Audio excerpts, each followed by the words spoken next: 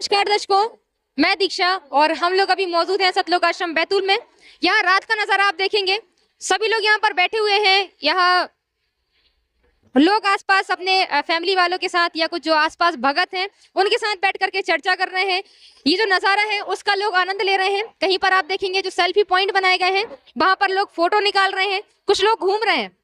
यहाँ पर सभी लोग घूम रहे हैं। चलिए हम जो लोग यहाँ मौजूद हैं उनसे जानते हैं कि जो गरीबदास जी हैं उनका जो बौद्ध दिवस मनाया जा रहा है, ये बौद्ध दिवस क्या है और संत गरीबदास जी कौन थे। ये सर हमारे साथ जुड़े हैं, चलिए हम इनसे जानते हैं। नमस्कार सर। जी नमस्कार। सर क्या नाम है, कहाँ से हैं? अनिल कुमार बिल्लोरे और हरदा जिला मध्य प्रदेश से हूँ मैं। सर हम यहाँ पर देख रहे हैं संत गरीबदास जी का बौद्ध दिवस मनाया जा रहा है। सोशल मीडिया पर हमने खूब देखा, इसका प्रचार चल रहा है। तो ये संत गरीबदास जी कौन थे? संत गरीबदास जी महान संत हुए हैं और ये पैतृक गांव उनका करौथा रहा है और उनके मामा नहीं थे, इसलिए नाना नानी के पास उनके माता पिता घर जमाई के रूप में चले गए थे। ग्राम छुड़ानी, वो भी हरियाणा प्रांत में है और हरियाणा प्रांत में वो लगभग 1400 बीघा जमीन के काश्तकार यानी लैंडलॉर्ड मालगुजार रहे हैं। अच्छा सर, यहाँ पर बौद्ध दिवस मनाया जा रहा है, बौद्ध दिवस होता क्या है आखिर?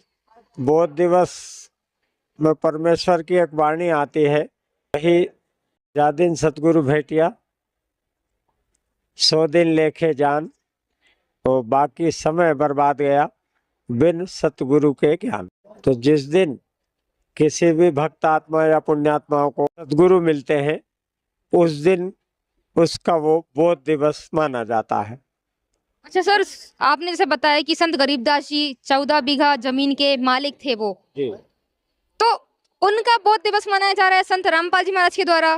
क्या कारण है, क्या हुआ था ऐसा कि संत गरीबदास जी महाराज जी का बौद्ध दिवस यहाँ पर मनाया जा रहा है? जी, 1400 बीघा जमीन होना, लैंडलॉर्ड होना संत गरीबदास जी का वो अलग विषय है और कई जन्मों से पुण्यात्मा किसी व्यक्ति का होना वो अलग विषय है। यानी इसी प्रकार संत गरीबदास जी बहुत प्यारी आत्मा और पुण्यात्मा रही है। गरीबदास जी महाराज अपने खेतों में गौवे चराने और भी ग्वाले पाली लोगों के साथ जो उनके गांव में छुड़ानी के रहने वाले थे, वो अपनी गायें भी उनके खेतों में चराने के लिए ले जाते थे और वहां पर इकट्ठे होकर के रहते थे वो।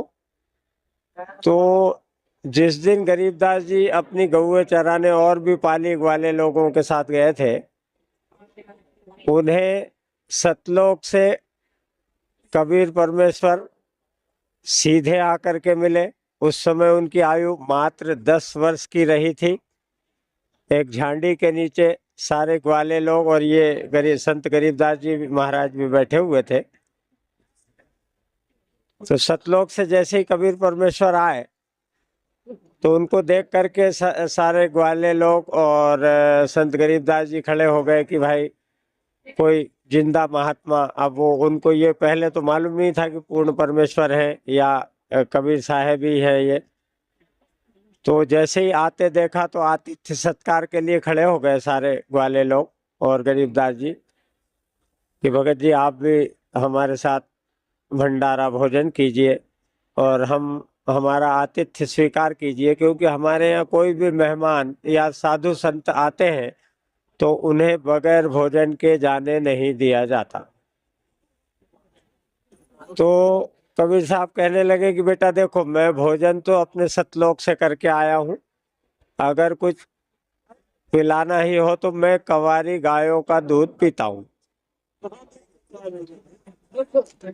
तो जैसे ही कंवारी गायों का दूध उन्होंने कहा परमेश्वर ने, तो सारे ग्वाले लोग ये कहने लगे कि बाबा जी की दूध पीने की नियत नहीं है, कंवारी गाय कोई दूध तो देती नहीं है। तो वो थोड़ा सा भौचक के रह गए और फिर भी ये चीजें संत गरीबदास जी ने याद रखी कि महात्मा जी कुछ बोल रहे हैं तो इसका अर्थ या जरूर कुछ न कुछ कारण होगा। क्योंकि वो कई जन्मों से भक्तात्मा रही होगी संत गरीबदास जी, इसलिए उन्होंने अपनी एक बच्चिया जो कवारी थी, किसी भी प्रकार से सांड से टच नहीं की हुई थी, उनको ला करके खड़ा कर दिया। कबीर परमेश्वर ने उनकी पीठ पर थपकी लगाई और ऑटोमेटिक उनके स्तन बड़े हुए और एक पात्र में दूध दिया कुंवारी गाय ने, और जैसे ही पात्र भर गया वैसे ही स्तनों से दूध बंद हो गया। सर ये बहुत ही अचरज की बात है कि ये कुंवारी गाय और दूध दे, ये बहुत ही मतलब विश्वास तो नहीं होता इस पर। हाँ। और वैसे भी धारणा है कि कुंवारी गायें दूध नहीं दिया करती, पर अब परमेश्वर की लीला थी, वो कुछ भी कर सकते थे और किया ही उन्होंने। कबीर परमेश्वर ने अपनी शक्ति से उनको ये भी दिखाना चाहा, और संत गरीबदास जी वाली आत्मा को सद्ज्ञान दे करके उनका लक्ष्य भी था कि इस आत्मा को सारे लोग दिखा करके और सद्भक्ति प्रदान करूं, ताकि ये मेरा गवाह बने और पूरे विश्व के लोग फिर मेरा ज्ञान प्रचार करें और ये उसमें गवाह बने। संत गरीब जैसे ही परमात्मा ने सर्वप्रथम वो कुंवारी गाय का दूध पिया, इसके पश्चात जो बचा हुआ था पात्र में वो ग्वाले लोगों को भी देना चाहा, तो बाकी जो गरीबदास जी के साथी ग्वाले थे, पाली थे, उन्होंने तो मना कर दिया कि भाई ये जादू मंत्र का दूध हम नहीं पिएंगे, ऐसे दूर हट गए। तो संत गरीबदास जी प्यारी आत्मा ने कहा कि भगवान मुझे दीजिए, आपका झूठा दूध मैं कब पीऊंगा और कहाँ मिलेगा। ऐसा करके उन्होंने पिया और वहां पर दूध पीने के पश्चात परमेश्वर ने ज्ञानोपदेश दिया संत गरीबदास जी को।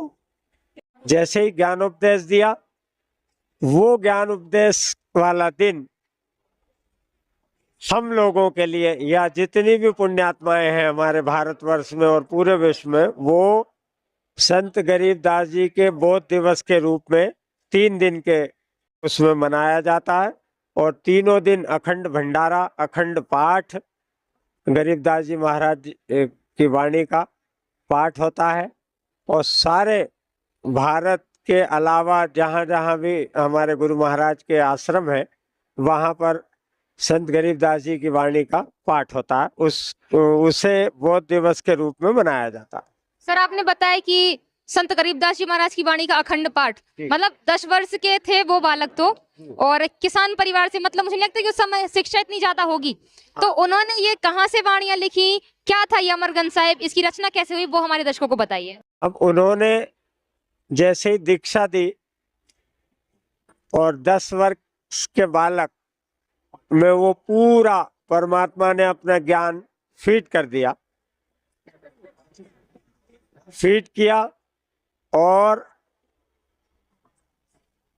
अपने लोग से परिचय कराया, सारे अन्य देवताओं के लोग भी दिखाए।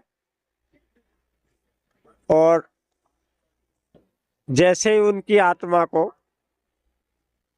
गरीबदास जी की आत्मा को उनके शरीर में छोड़ा, जिस समय उनको उनके गांव वालों के द्वारा चिता पर रख दिया था, उस समय उनकी आत्मा को छोड़ दिया, तो वो फौरन एकदम से चिता से उठे और परमेश्वर की वाणी ऑटोमेटिकली, जैसे किसी टेप रिकॉर्ड में फिट करके और बटन दबा दी जाए वो ऑटोमेटिक बोलने लगते थे, ऐसे गरीबदास जी महाराज परमेश्वर की वाणी का बोल बोल करके उच्चारण करने लगे। तो वहाँ जो जन समुदाय भीड़ जो लगी थी अंतिम संस्कार के लिए, तो उन लोगों ने ये कहा कि ये छोरी का छोरा यानी गरीबदास जी महाराज, चूंकि छुड़ानी के दामाद के बेटे थे, इसलिए उनको बावलिया कहने लग गए कि ये पूरी तरह बावलिया यानी पागल हो चुका है, ये कुछ भी बोलता है।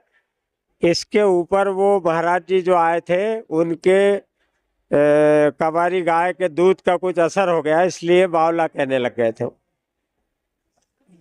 तो बावला कहने के कारण उनके माता पिता ने भी ये समझा कि भाई ठीक है, अभी तो इसमें अचेत ही हो गया था, तो ये कम से कम बावला है तो उसको देख करके जी लेंगे। ऐसा करके वो घर आ गए। इसके पश्चात एक दादूपंथी संत थे गोपाल दास जी।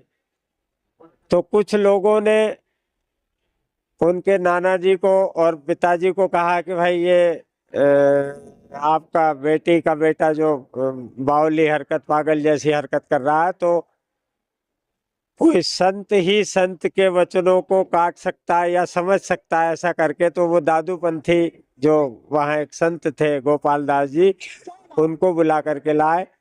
तो उन्होंने कहा कि भाई देखता हूँ, वो बालक को बुलाइए कि किसने जादू टोना किया, बोले उसको सब उसका पागल करके उसका जीवन बर्बाद कर दिया, बुलाओ आप। तो जैसे ही संत गरीबदास जी, किसने बुलाया? गोपाल दास जी ने, जो दादू पंथ से दीक्षित थे, गोपाल दास जी के ने बुलाया कि बेटा तुम्हें किसने ये जीवन बर्बाद किया?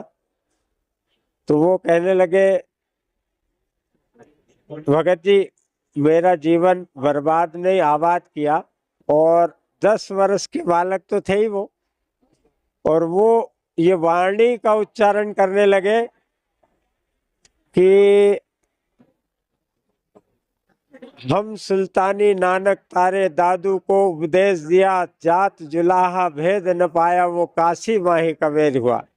इस प्रकार की कई वाणियां उच्चारण करते रहे, कई दिनों तक उच्चारण करते रहे। तो लोग यही समझते रहे, और वो फिर गोपाल दास जी भी समझे तो बोले बाबा जी, मेरा ये वो नहीं, पागलपन नहीं है या बावलिया नहीं हुआ, मेरा तो जीवन आबाद कर दिया है। तब वो चलते जाते और वाणी परमात्मा की बोलते जाते थे। तो गोपाल दास जी काफी एज में गरीबदास जी से बड़े थे, तो वो फिर भी नतमस्तक होकर के गोपाल दास जी बोलने लगे कि महाराज जी, आप तो भगवान की वाणी बोल रहे हैं, कृपया ये मेरे को लिखवा दीजिए। तो वो लगभग 3 दिनों तक प्रयास करते रहे।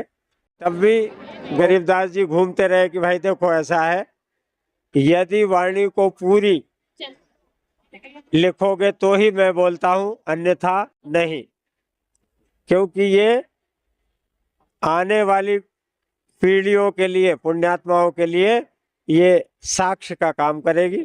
तो वो सदग्रंथ जिसका आज बोध दिवस के उपलक्ष्य में पाठ हो रहा है, उन्हीं के द्वारा साक्षी के रूप में संत गोपाल दास जी के द्वारा लिखित सदग्रंथ और वो वाणी है। और वही बोध दिवस के रूप में 3 दिन के उसमें प्रत्येक आश्रमों में बोध दिवस के रूप में मनाया जाता। ये सर, ये जो आप बता रहे हैं कि संत गरीबदास जी ने ये जो अमरगंज साहिब लिखा था, तो केवल ये उनके ही जो बोध दिवस के उपलक्ष्य में ही इसका पाठ होता है, या हमेशा इसी अमरगंज साहिब का पाठ किया जाता है? नहीं, वैसे तो अमर ग्रंथ का पाठ हमेशा ही आश्रमों में हमारे गुरु जी के द्वारा और उनके कृपा पात्र शिष्यों के द्वारा हमेशा ही चलता रहता है।